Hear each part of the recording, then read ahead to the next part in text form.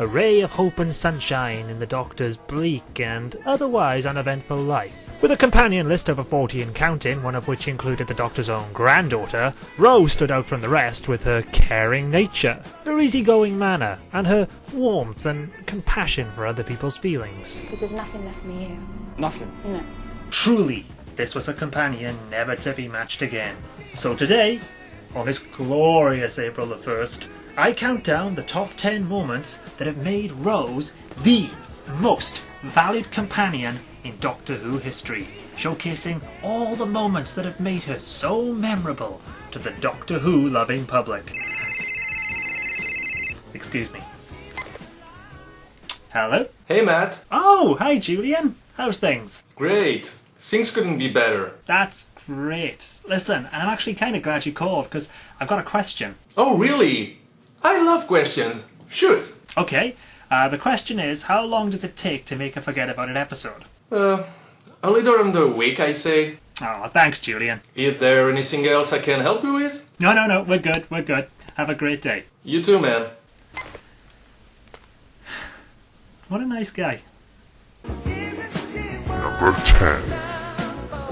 Rose abandons Mickey at the end of Rose. Having saved the world from walking crash test dummies, Rose reunites with her boyfriend Mickey Smith, who was thought to be dead for most of the episode, and after his ordeal is clearly traumatized. So with this in mind, the Doctor returns the loving couple to the streets of London and then offers Rose, only Rose, a chance to travel with him. Rose clearly cares about Mickey's feelings and his state of mind, and so will obviously want to make this parting as easy as possible. Perhaps even assure him she'll be fine, and for him not to worry about her. After all, they've been together a long time, and she doesn't know when she's going to see him again. So how would you go about saying goodbye to someone who loves you? Thanks. Yeah, I think that's perfectly fine. Besides, if he loves her, he should be perfectly okay with her running off with a complete stranger who happens to look like a human male.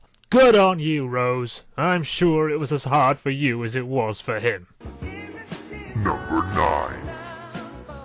Rose putting Sarah Jane in her place in School Reunion. No other companion captured the love of the public more than Sarah Jane, and the writing and chemistry between the actress and the fourth Doctor, Tom Baker, was so strong that they never had to say it. We, as an audience, just knew they loved each other. Whereas with Rose and the 10th Doctor, David Tennant, their love was so strong and powerful that we needed to be reminded about it every single episode, just in case we forgot what a wonderful person Rose was. And in no place was this better demonstrated than when Rose met Sarah Jane, with the Doctor and Sarah meeting for the first time in many years. This was obviously a moment that needed balance and understanding. Who's she? I don't know about you, but I'm completely with Rose here. I mean, if a total stranger suddenly showed up in the middle of a life and death scenario, I demand to know who this person is too. But Rose doesn't stop there, oh no. Once assured by the Doctor, she does some digging of her own in a completely friendly and non-rude manner, only for Sarah Jane to be a complete cow in reply. I used to travel with the Doctor.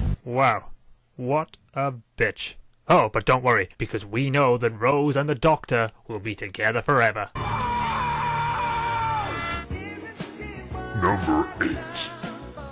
Rose doesn't care if the Doctor collapses 2 universes just so she can be with him in Doomsday. The world is saved and Rose is trapped in a parallel world with her family. But what is the world without the Doctor? She quite rightly wishes the end of all things just so she can be with her man. Can he come through properly? The whole thing would fracture. 2 universes would collapse. So? God bless this woman. You know someone is worth saving when she supports the complete destruction of 2 worlds just to be with someone. What a woman. What a role model. I love you. Heartbreaking stuff. Number 7. Rose gets rightly jealous that Mickey has a new girlfriend in Boomtown. I'm going out with Trisha Delaney. Mickey Smith, you are a piece of shit. Rose runs off with one man, disappears for over a year, returns with another man, and is quite happy to watch them make fun of you and put you down. But how dare you even think about finding another woman? There is only one woman, and that woman is Rose. From Boomtown, where the obnoxious arsehole informs Rose that he's found someone else that we've never seen and never hear of again, you can just see the hurt in Rose's eyes. What would Trisha Delaney say? How dare this man find someone else while she runs around the universe with two men who both want to fuck her? I know you, and I know her, and I know that's never gonna happen, so who do you think you're kidding? You left me! How dare he? Mickey Smith, you'll burn in hell. Number 6. Rose wins her bet in Tooth and Claw. Thinks he's funny, but I'm so not amused. What do you think, Mum? Throughout Tooth and Claw, Rose attempts to get Queen Victoria to utter the words, "I am not amused." Could easily not be amused. A hilarious joke that carries most of the episode, with Rose always choosing the right moments to try to get her to say it. How about after a violent shock? Or maybe an equally violent death. I tell you what though, Mum, I bet you're not amused now. Do you think this funny? Yes, this character really does care for the lives of the people around her, and as the episode closes, with many innocent people having lost their lives and Rose being placed in a life and death struggle, I'm sure she will take away something important from this meeting. That I am not amused. Yes! That's right. Many people have died during this adventure, but what is important is Rose won her bet. And at the end of the day, that is all that matters. Hello? Hi, Matt. Have you heard the news? No, what news? They have commissioned a second season of the River Song Show! Oh, that's awesome. You love that show. I know. I was so worried that after the first season when they killed off the doctor that they wouldn't bring it back. But as it turns out, that was the perfect move for the show, getting rid of that piece of shit character, and they've already commissioned the 3rd and 4th seasons. Oh, that's brilliant. Dude, does that mean we can continue the River Song podcast as well? You bet, right after I finish updating the River Song fan site. I gotta tell you, I have never met such a big River Song fan before. Yeah, anyway, sir, I've got to go, Matt. I have to work on my next video. It's a positive review of the next Eli Roth film. It's gonna be awesome. You bet. Take care, buddy. Number 5. Rose gets jealous of Martha in the Stolen Earth. The entire universe is on the verge of collapse. Rose has broken laws and twisted time to return to our dimension. The Earth has been stolen, and no one knows what to do. With the Doctor managing to communicate with his friends and companions, this is obviously a critical moment that could swing the momentum away from the Daleks and back to our heroes. This is a moment where ego needs to be put aside, as the fate of the entire universe hangs in the balance. The Doctor's got my phone on the TARDIS, but I can't get through. Nor me, and I was here first. But none of that matters because Rose was here first, and how dare someone else talk to the Doctor and inform him of what's been going on? How dare they? Number 4. Rose reassures her mother in Aliens of London. After a mistake with the TARDIS, instead of arriving back home after 12 hours, Rose discovers she's been away from her mother for exactly 12 months. In that time, Jackie has been frantically trying to locate her daughter with police searches, petitions, you name it, as she searched for any sign that Rose was still alive. Rose is clearly affected by the hurt she's put her mother through as she...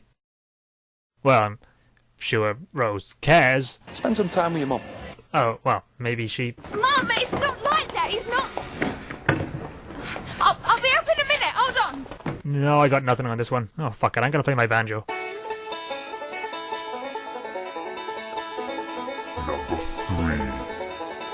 Rose showing she cares about Mickey in Aliens of London. While Rose was away, Jackie accused Mickey of abducting and killing Rose. Mickey had to put up with hate mail, abuse, and more than likely, given the British media, a smear campaign to discredit his name and make him look guilty. Rose, after returning and learning of the hell she's put Jackie through, being the warm and caring person that she is, will obviously want to check in on Mickey to make sure he's okay and... I was going to come and see ya. Oh, wait, no, she didn't do that. But still, now she knows what Mickey's been through, I'm sure she'll want to explain the situation and show she's sorry, and she's not making this easy for me, is she?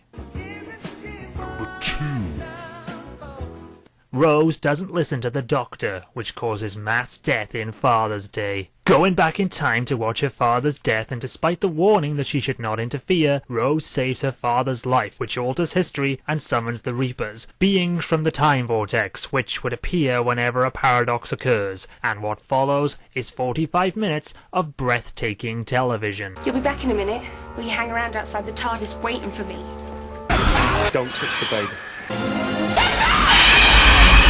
With these incredible moments, you know a character as caring and loving as Rose will take these things to heart. What sacrifice will Rose make to undo all the damage she's caused and set everything right?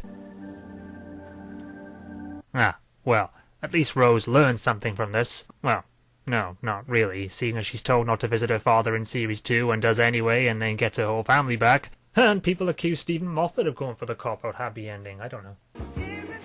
Number 1. Rose kisses the fake doctor in Journey's End. The battle over, and due to an instantaneous biological meta-crisis, just go with it, a second doctor regenerated from the current doctor's own severed hand. Seriously, just go with it. And committed mass genocide against the Daleks, wiping them from existence from what must be the 100th time. With order restored, the real doctor returns Rose to the parallel world, leaving the fake doctor with her. How will Rose cope knowing she is with an inferior doctor? How will Rose say goodbye to the real doctor? Clearly, this is a very delicate moment. After all, the doctor is standing there, the man who she travelled with, a man she bent the laws of time to be with. Now she has a substitute, she'll want to make this parting as easy and... who am I kidding? And there you have it, the top 10 for the most popular companion of all time, Rose Tyler. Next week, I detail my top 10 horror movies of all time, and let me just tell you that both Killjoy 1 and 2 are on that list. On that list. On that list. On that list.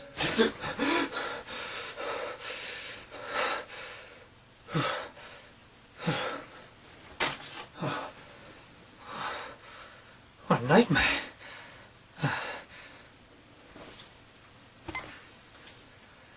Panda? You do realize I've been waiting here for over a year? I mean, it's been so long that even my suit changed color. That's nice. Anyway, I have a question. Why must you keep doing this? Panda Q&A is dead. How long does it take to make an episode of Forget About It? That's a very good question. For you see, Forget About It is a show about fucking mother everywhere. And basically that's why I say, well, motherfucker. Like Ben and the Sitch say, I'm a professional motherfucker. 2nd grade and 2 years in school of motherfuckery. It was all a dream.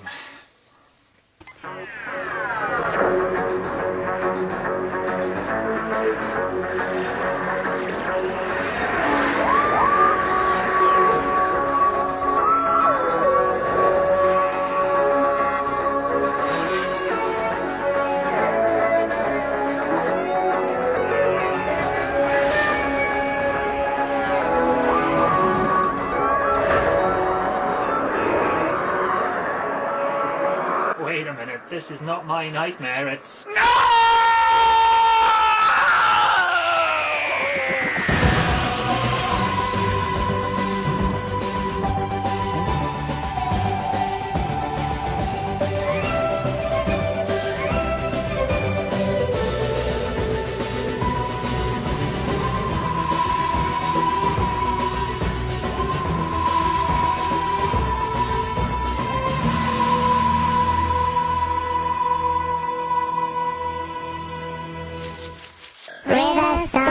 Fuck you, River Song! Oh, I hate your River Song. Oh. Oh, what a fucking terrible Mary Sue piece of shit character. Oh. Oh.